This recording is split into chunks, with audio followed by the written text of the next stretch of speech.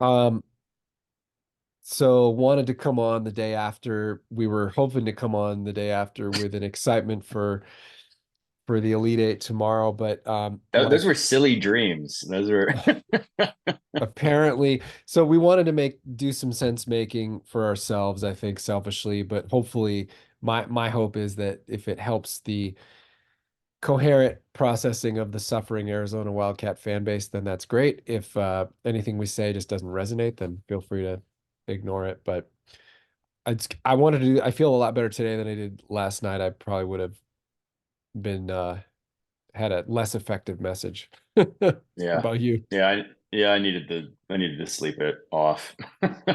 Yeah. So, I mean, do you want to, I feel like it might just be helpful to start by what was your experience of that, because it almost felt like a little Twilight Zone-ish. Yeah, Do we need to process that, or what do you yeah, think? yeah. Let's just Okay. chat real brief. I mean, that. Yeah, it felt like my feet never hit the ground. Like it's like, wait, like where are we? Like this is it. It was just a shocking lack of perform. You could call it a performance, but it was just such a like no, none of these shots are gonna fall, and all of their shots are. And honestly, even they even Clemson, it wasn't like they played phenom. They hit some shots that I didn't expect them to hit, but it wasn't like they were like crushing us, and it was just. And then we got back into it and went away from what was getting it. It was just like bewildering, man. It was bewildering. And my wife watched it with me. She doesn't often watch the games. But she watched that and she was like, "Are they normally like this? Is this how they?" She was like, "Why do you like this team?" Only every fourth game. Yeah, true. And then even my mother-in-law texted my wife and said, hey, like Erica, why does Michael's team not hit shots? Like, what's Why going do they on? suck? It's like, dude, is every college team this bad, or is it just his? Just weird. I Yeah, mean, you how did you know, take it? what was really striking to me, and part of the reason I decided to do this morning, is my son woke up and he's been pretty good all year. Like he can let it go pretty quickly. Yeah.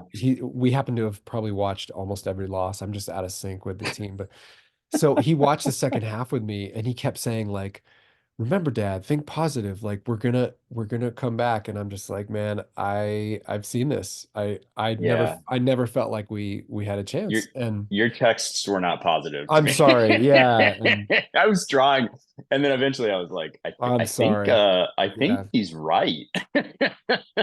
I was right, but that doesn't make it helpful to hear. Yeah. So my son wakes up this morning and he never, like, he pretty much lets go of every game, and then he doesn't talk about it. He's on to the next thing in his life. Good for him. It's actually been really, yeah, healing for me to Yeah, go yeah. through that with him. I'm like, wait a minute, you're just like coloring now. I'm like in agony. And so he wakes up this morning for the first time and he comes down and he goes, Dad, we tied it at 72 all. Keyshawn hit a Oh three, gosh. and we're in overtime. He's like, Dad, what happened in overtime? It was almost like he was reflecting how bizarre the whole thing was, which Yeah. I thought was really striking. But I thought that right from the start, Mike Luke, shout out AZ Wildcats podcast. He actually had a good point, I think, and reflected what I felt too, which was like right from the start, it was a bizarre lack of urgency, engagement, synchronicity. I just felt like Synchronicity, man. it felt a lot to me like the Washington State game in Pullman, where we had 100 chances and, maybe we capitalized on five, and they really were strong in the first half, but the stats really evened out. It wasn't like they were out of their mind. They played a solid, No. strong game, Yeah, but yeah. their bench 3-point shooting kind of evened out. I mean, Hunter and Gerard were 1 for 10, Yeah. from three. Hunter was unbelievable from two, but it was like it was really hard to believe that we had. I've never seen the stars align as an Arizona fan to be this well set up to perform well. And we looked like the team that should have been Yeah. exhausted and jet lagged, like I said, and they looked like the team that knew itself. And I think what I wanted to come on here and talk about is actually a perspective on leadership and, you know, there's all this stuff around culture that, I'm into that. It's kind of part of my professional Hmm. work. And I know a lot of Cats fans are it's like a trigger word, because I think Yeah, Tommy leans on sharing about how excited he is about the culture of the team. And when that doesn't translate into on-court performance, the fans start to sense some incongruence. And I think there's 100%. truth in both of it, right? And Right. what I was impressed by with Clemson was the coach. First of all, the coach is super likable. I'm sure if was a lifelong fan of Clemson, there'd be a ton that I'd be frustrated about with them. So Right. I only experienced him in that pregame presser and then how they conducted themselves in the game and then the post game. But how refreshingly honest is this guy? I've Yeah. never heard. He's like the antithesis of Mick Cronin. I knew you were gonna say that. Yeah. I didn't think that until just now. Yeah. Yeah. And like he basically had a similar reality as Arizona fans saying, we're really Yeah. fortunate to win. This is a great Yeah. team that missed a ton of wide open shots, Yeah. which is what we're all sitting there saying. Like you can argue about the way we attacked and should have attacked, and I totally agree. I don't know why we're out there barraging threes when we're in the double bonus. Fine. But even so, like these are 40% three-point shooters missing wide Right. open threes. How do you tell a guy Aside to? from Yeah, I aside get it. from aside from Love and his forced, but Larson and Boswell and Johnson were 2 for 15, 2 for 18, something like that, and Yeah, just something wide, like all that. of them wide open. Um, anyway, I don't really. So what I wanted to say, anyway, do you have, I don't really need to say anything more about the game. Do you have anything you want to say about the game? No.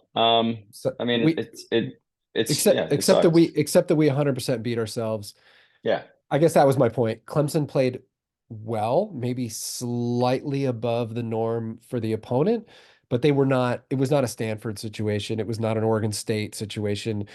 It was a Washington State situation in Pullman where they played well, but they also gave us plenty of opportunity to take the game, and we 100% beat ourselves. And I don't want to Yeah, hear any crap about Clemson's defense. They did a nice job early on disrupting some of our initial action, but we were getting everything we wanted downhill in the second half and missed layup after layup after three, and it's inexplicable to me. six different ways we could have won the game, right? And that's Right. probably the hardest pill to swallow. Not the way that we wanted this season to end, not the way that we wanted to say goodbye to this group. Um, Totally. just that's just the least satisfying um, conclusion, unfortunately. Now, where do we go from here, right? We woke up to this morning, and it's now essentially a new season. Um, and we're still in the Tommy Lloyd era, and hopefully we're still happy about that. But you and I discussed that there's some growth that we think that probably needs to take place for him. I think that's probably not a controversial take. Um, what do you think? You're the expert on leadership and growth here, and what's your take on him?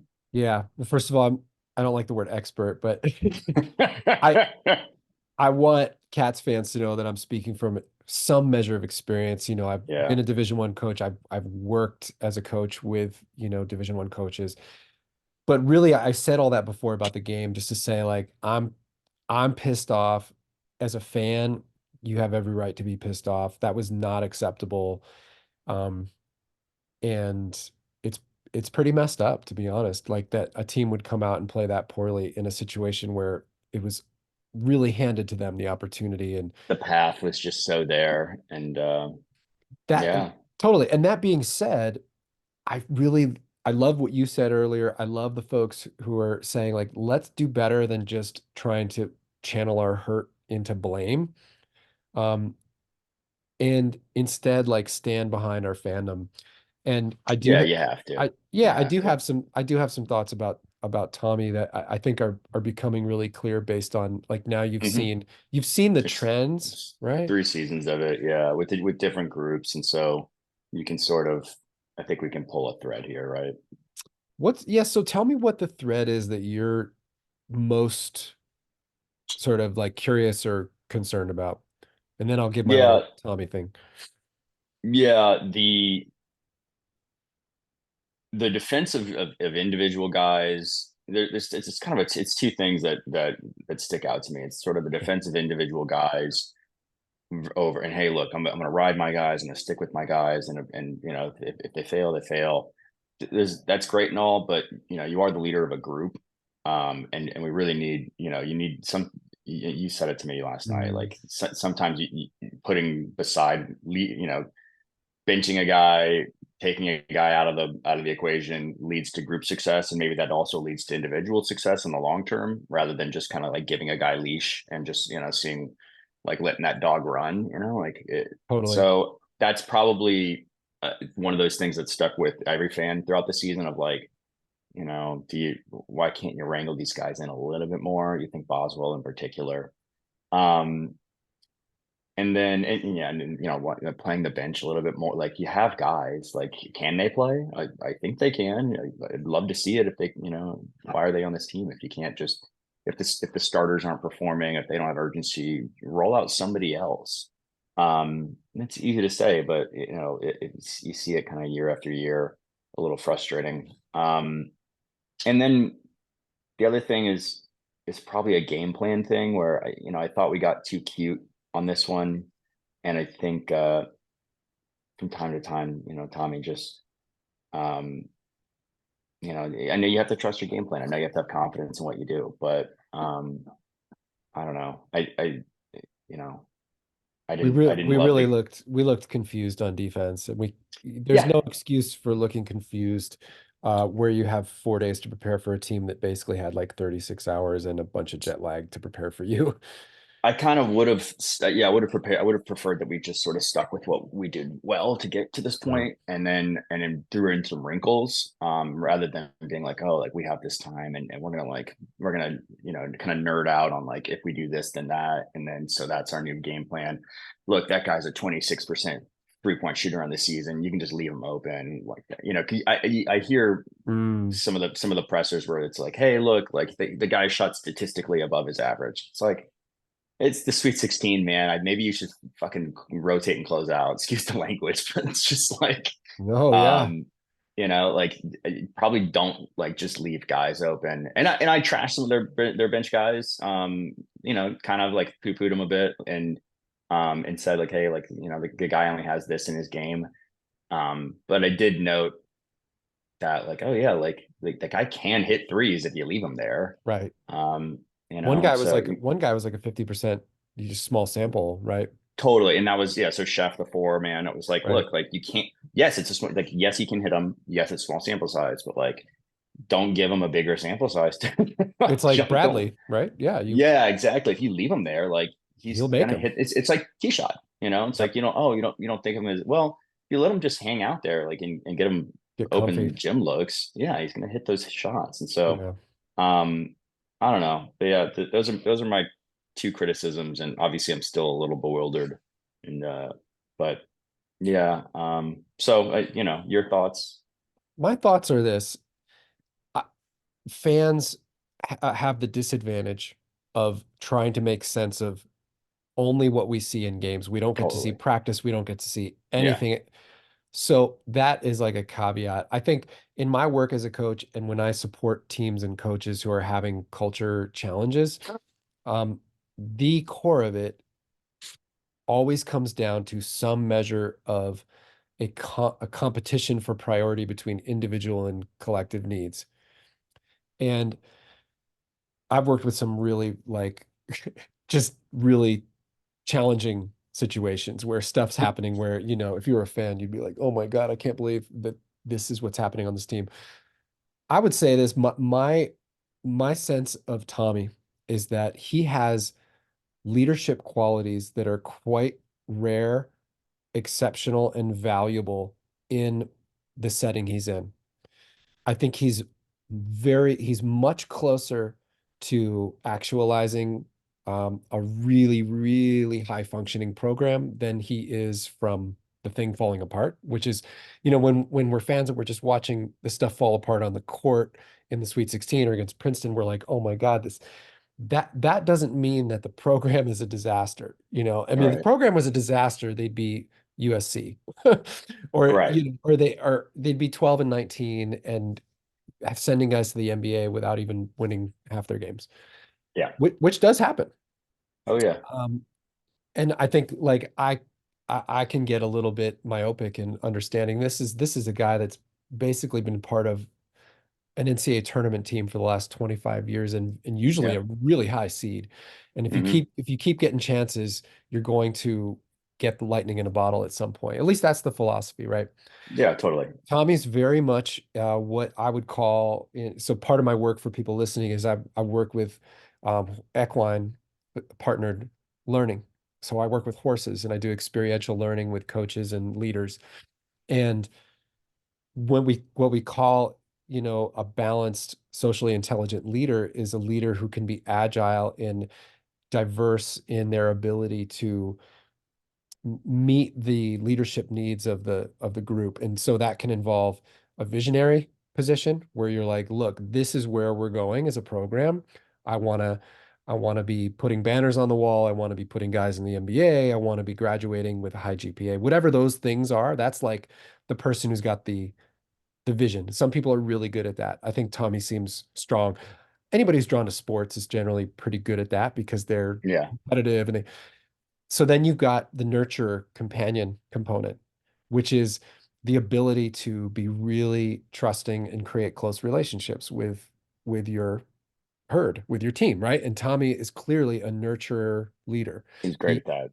right, the challenge with the nurturing coach is it is sometimes really hard to shift into the one that has to hold the space for things when agreements are broken because you risk putting that individual relationship.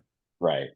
And so I think that's where people in the fan base are calling out and saying accountability, playing time. It's probably not just that stuff, but that's all we see, right? So I think the what we've seen so far that's most concerning is that they seem to be here's the sign of like not enough what I was calling like healthy dominance, or I would say more accurately mature dominance, is the ability to hold an expectation. So he talks a lot about expectations and standards.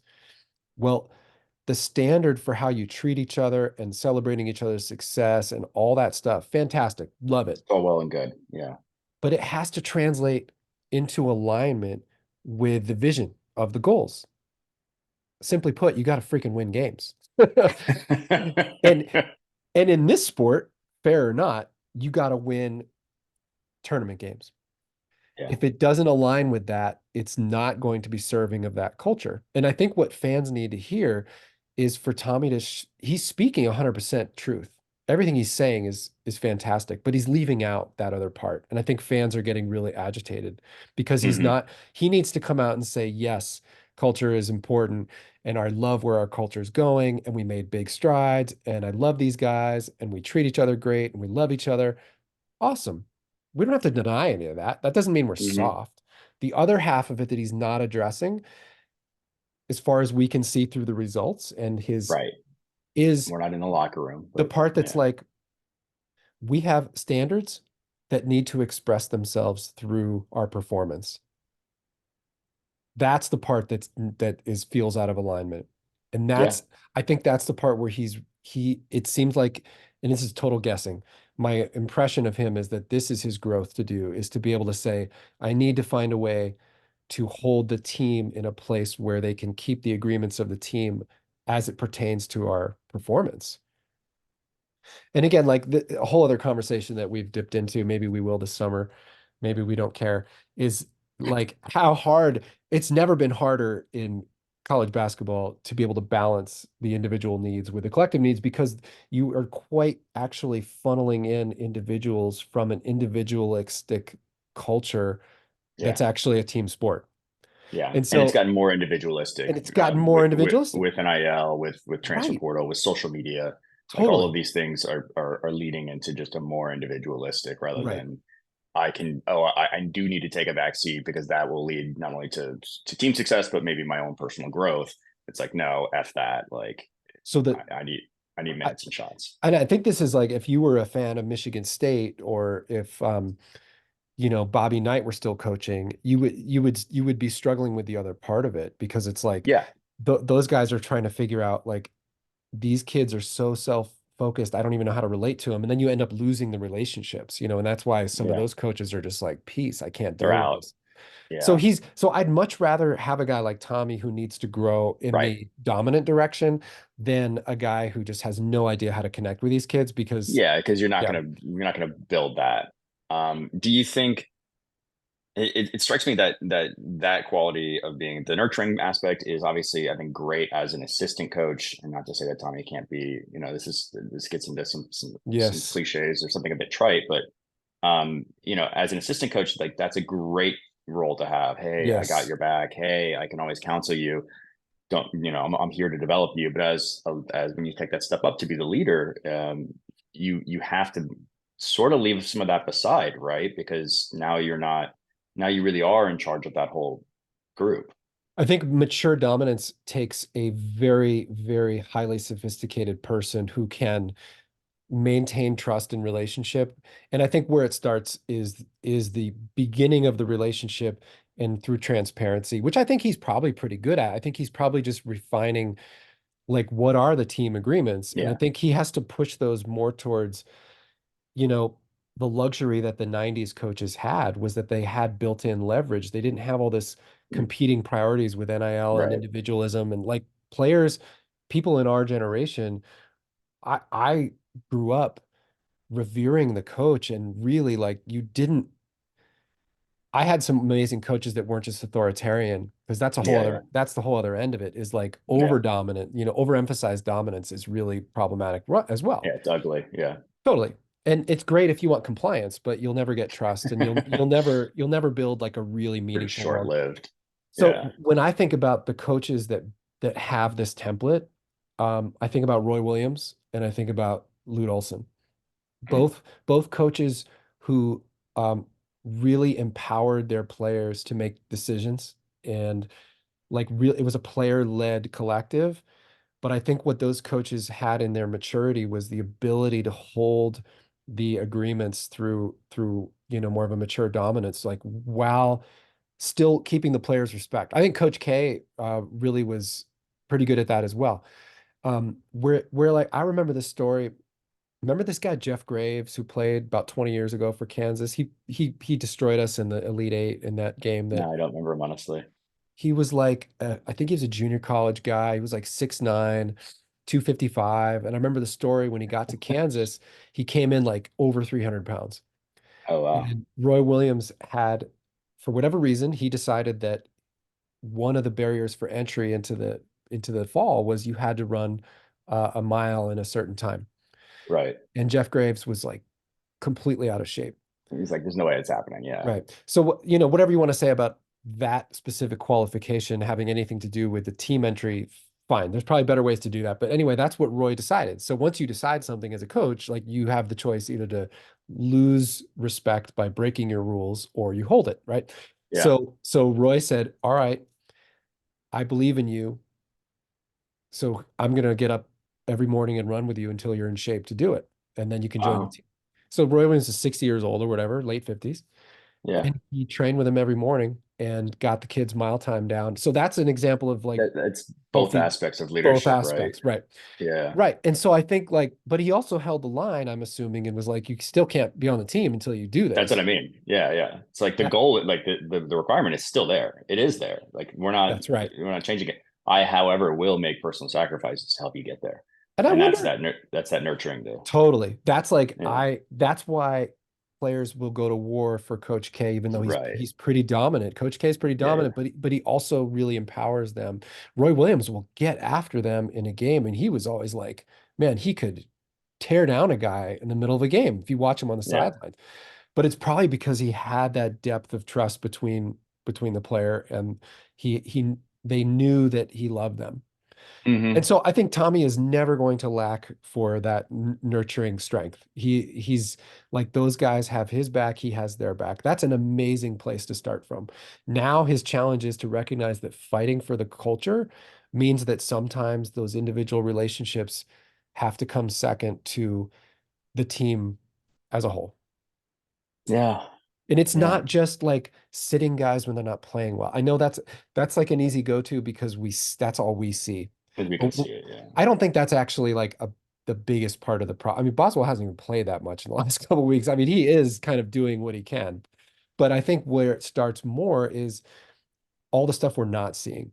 When you're in practice, like getting expecting excellence on every drill, making sure if it's sloppy, you're going to do it over, you're going to do it perfectly. You don't have to do that from an authoritarian place. You can just be like, hey, we're going to do this because this is like the standard. And I'm sure they do Yeah. some, but So, but my that's the point is thing. there's all these opportunities to do it. Yeah. Yeah. The other thing that we do see on the court that I think would be reflective of a bit more of that healthy dominance is if there was a bit more structure to the offense. Yes. Um, and so it is awesome to have, read, react, let guys play. That's great.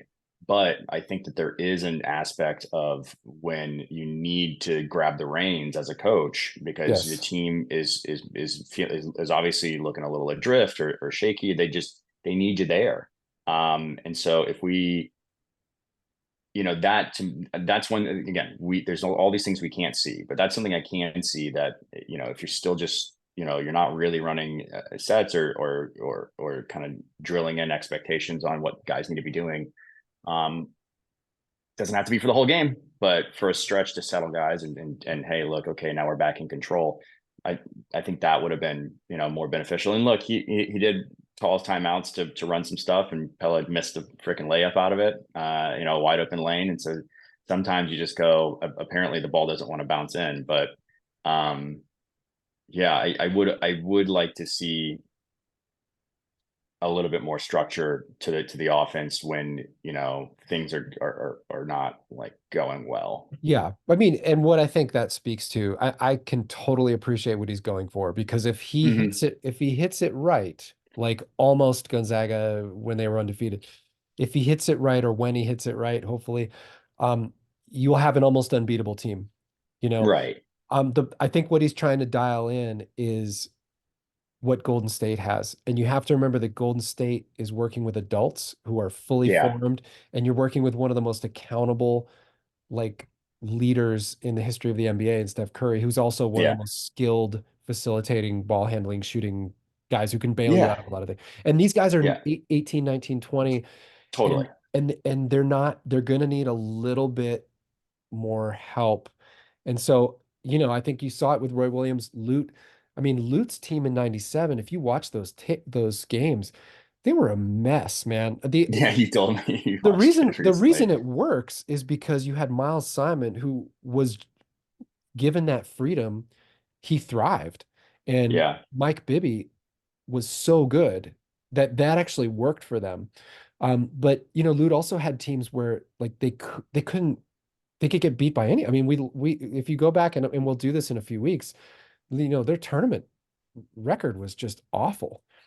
And part of that's because probably they needed a little bit more to fall back on when they got a little And discombobulated. that's what I mean. And that's Yeah. what you mean. And defensively too, like we should not be, in the Sweet 16 confused about our defensive assignments. Like there needs to be No, better I structure mean, those and baseline out of understanding. bounds plays where Oh, people where we just get killed, play up like three times in a row, and it's like, or guys missing on slips, and like, wait, oh, is that my man or your man?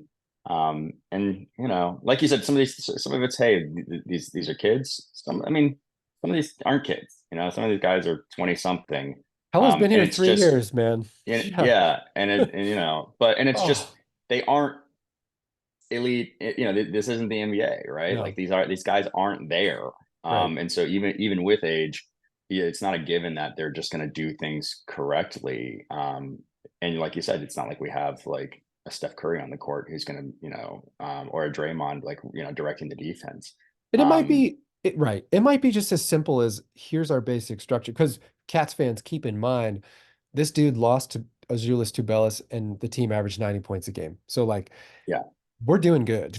We yeah. his system is about as good as it gets. And I think Oh, I'm a fan. if you're a Michigan State fan, you'd be sitting there going like, "Oh my God, like this guy's basically just trying to brag us back into 1950s basketball and just Right. will a 61-59 victory. And look, most of the time, Michigan State, like they're going to be 7, 8, 9 seed. Like you're not going to be that. Yeah, you're not You're thrilled losing a about that lot of games. position. Yeah, So yeah. Tommy is almost there, and it might just be like I think he needs to start with himself. It is not about the players. We had as good a roster as we could have had, and I think he needs to start with himself, not because he's deeply flawed, but because he is shooting There's for growth. such a high version of Yeah. basketball.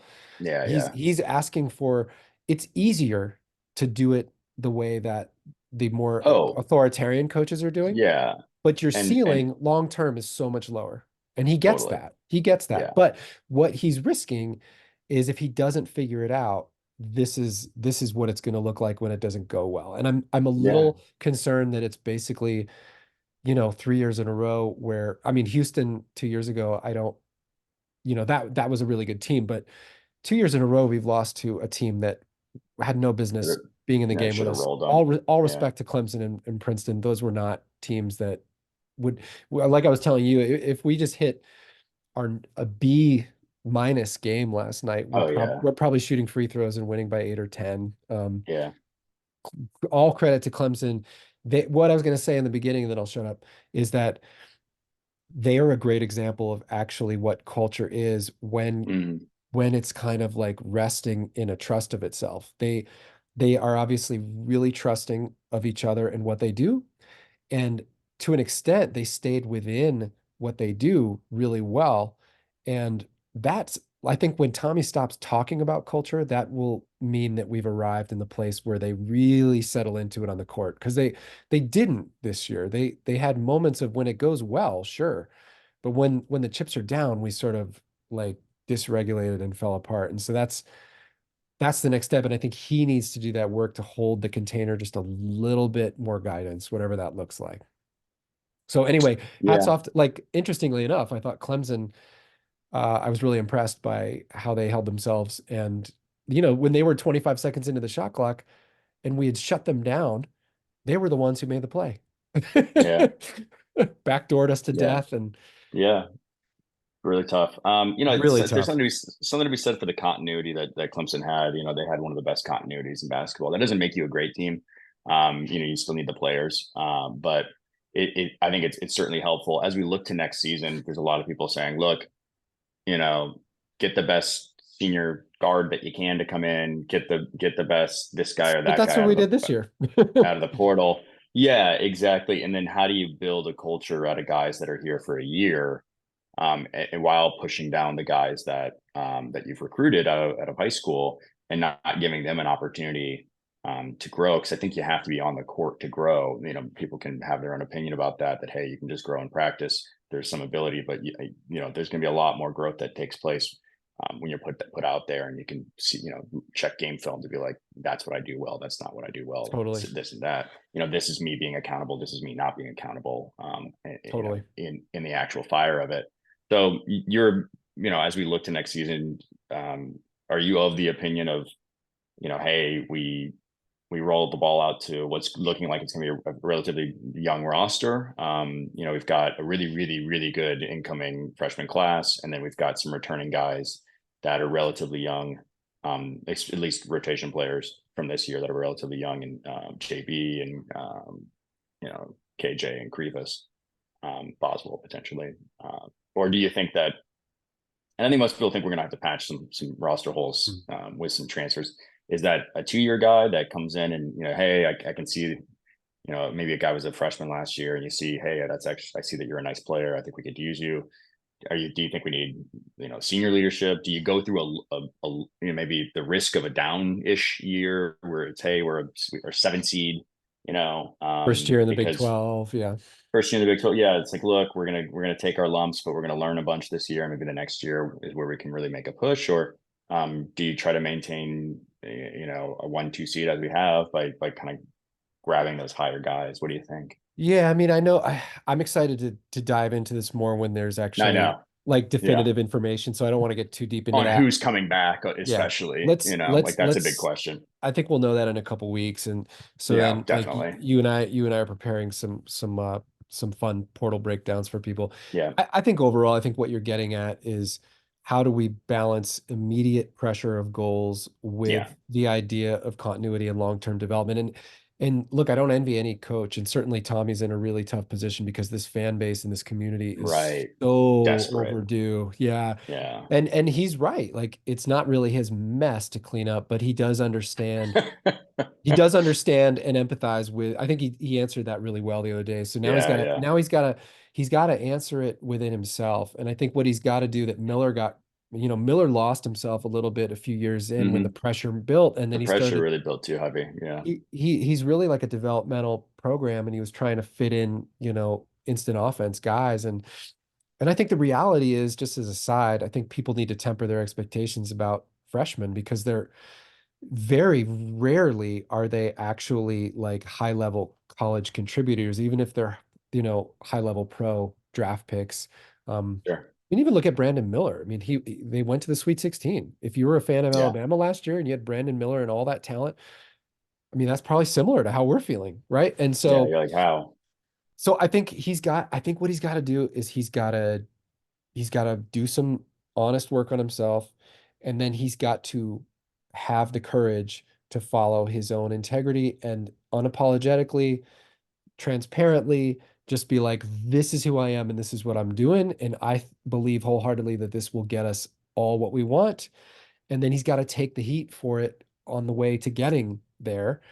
And Hmm. I think we'll know more about what next year looks like when we figure out the roster.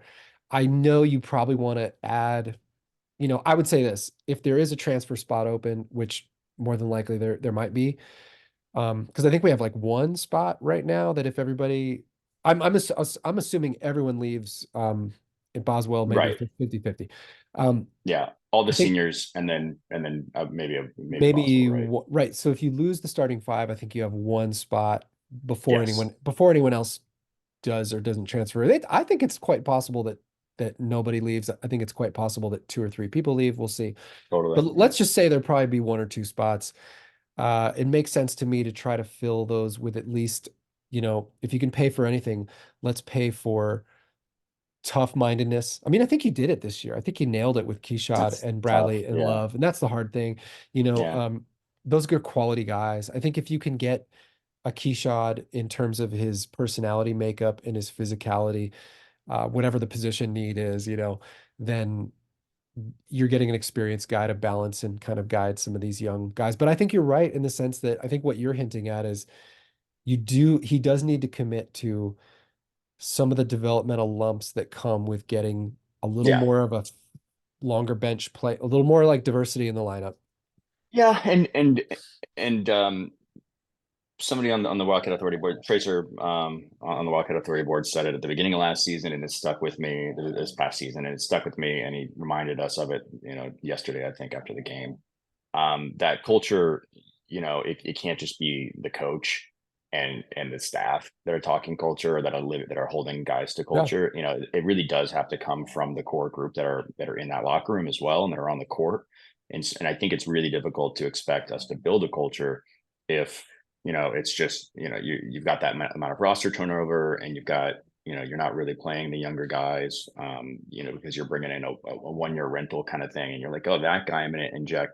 He shot great culture guy. Love became a great culture guy, I think, until Yeah. this past game. But I No, think I I think really do.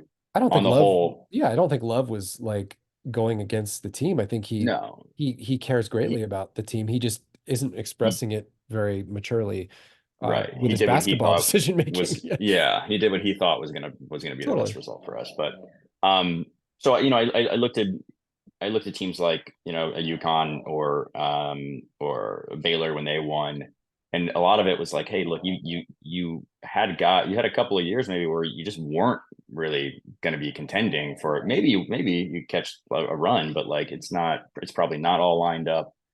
But you're developing these guys.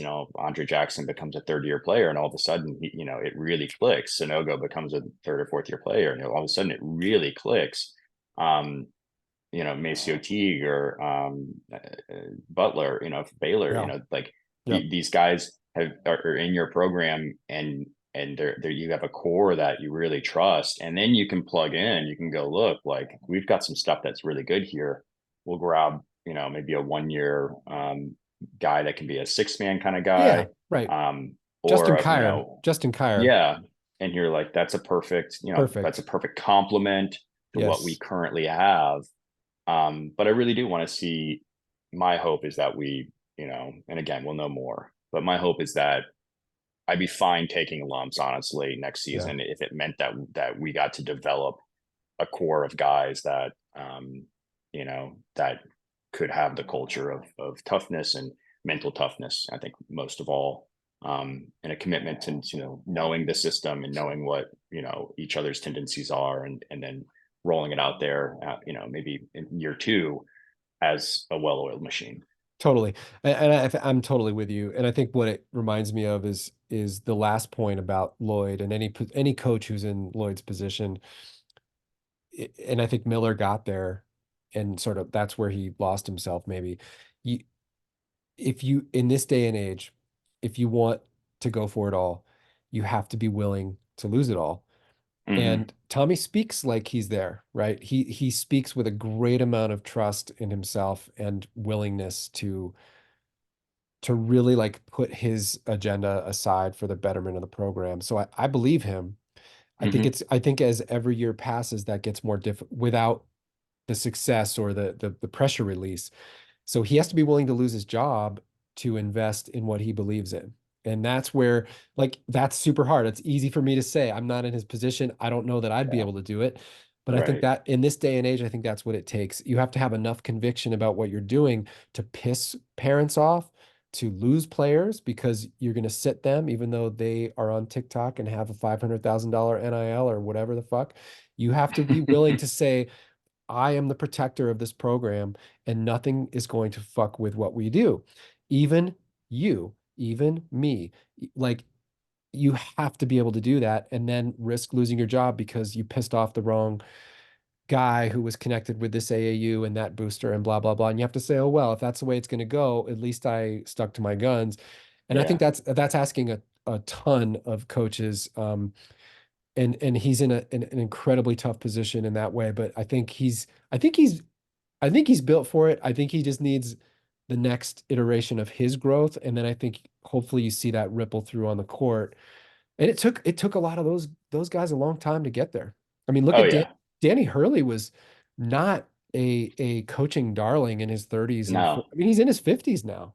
So Yeah. Yeah. I think he figured it. At Rhode Island, he wasn't like he was No.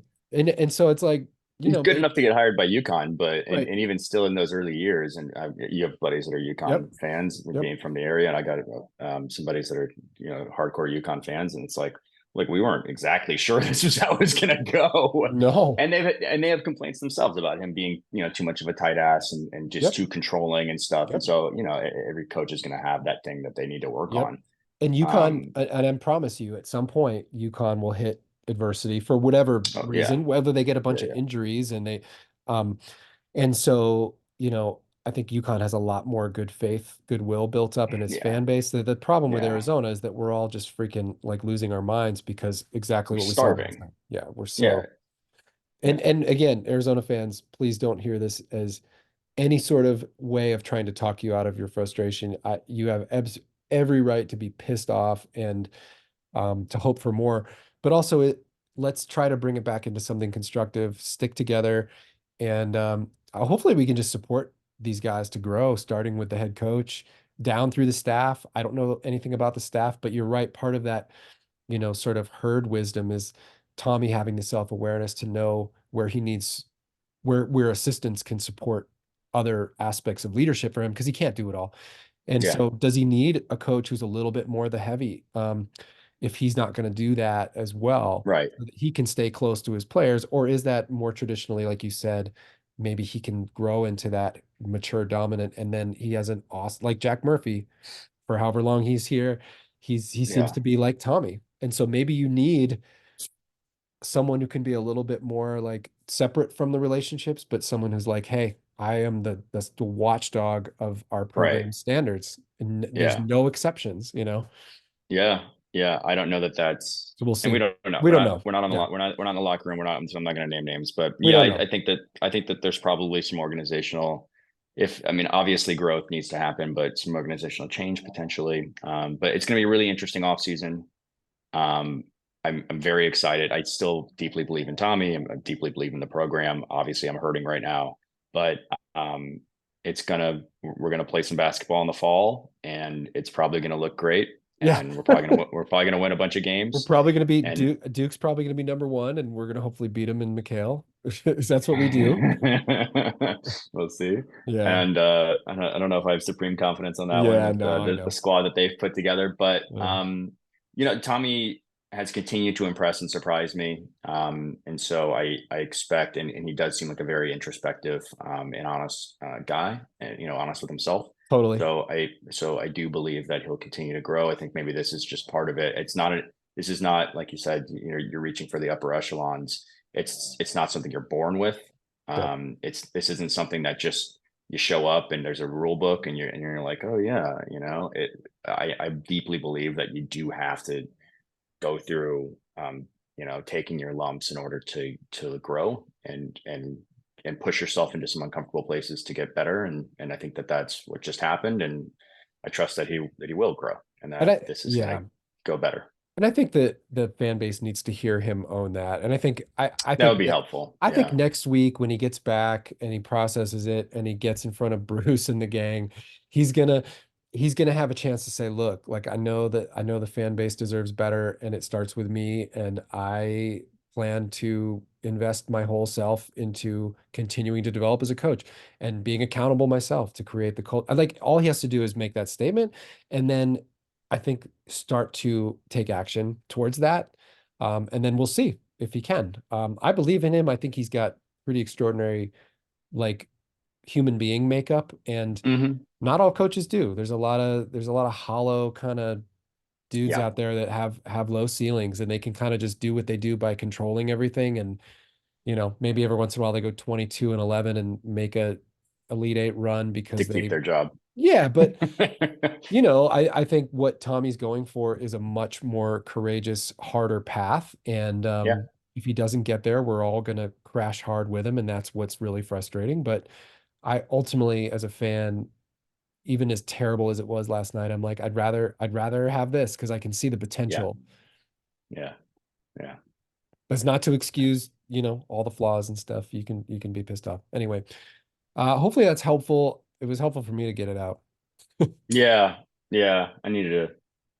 The dog didn't want to hear me talk about it anymore, so it's good to talk to you about Well, and it. and I also wanted to say, in front of our Wildcat Authority community, thank you to everybody for just like being fans of something that is so frivolous but yet so meaningful. And Mike, you especially provided so much maturity for me this year to really recognize Oh, perspective, and it's actually harder to do it by yourself. And yeah. I appreciate you being able to come on and just talk me off the ledge, and just it's so silly because they're talking about a sport, but some reason we care, and we're invested in ourselves trying to be better people through sports fandom, which seems really difficult. But last night after the game, I was like, what's important is that I have this family, and like I'm not gonna let this become a negative in my life. Yeah, I've thank you to you. You Yeah. set this up, and I never expected that I would do this, and it's been not only a ton of fun and rewarding. It's grown me as a person, which has been Mm. great. And last night was the best I've ever taken a loss like this. My wife even said, she's like, nice to see that, you know, you're not in full blown meltdown because you know, it used to, yeah, I found a better way to process this stuff. And a lot of that's been talking with you and Mm. yeah, Right on. I've enjoyed this. I wish that this, season of us doing this had ended with, you know, a ton of triumph. It would have been a beautiful thing, but, it's fitting that it ended this way for Arizona and, useful for for both of us to have this so that we can, like I said, process it and talk about it in a healthy way. Yeah, right on, right on. And if we do choose to keep doing it, it'll be all that much sweeter when it does happen. And Thought about yeah, that too. neither of us is probably there yet, but when we feel ready, we'll put together a off season. Yeah, There's so many things. The there's off a lot of season, stuff that we the want off to talk season, about. and Yeah, it kind of becomes really exciting. But sadly that we're on to that right now. But it's very sad. we'll get to that part when we feel excited about it. Maybe it'll be next week. Maybe after the portal stuff really starts to ramp up.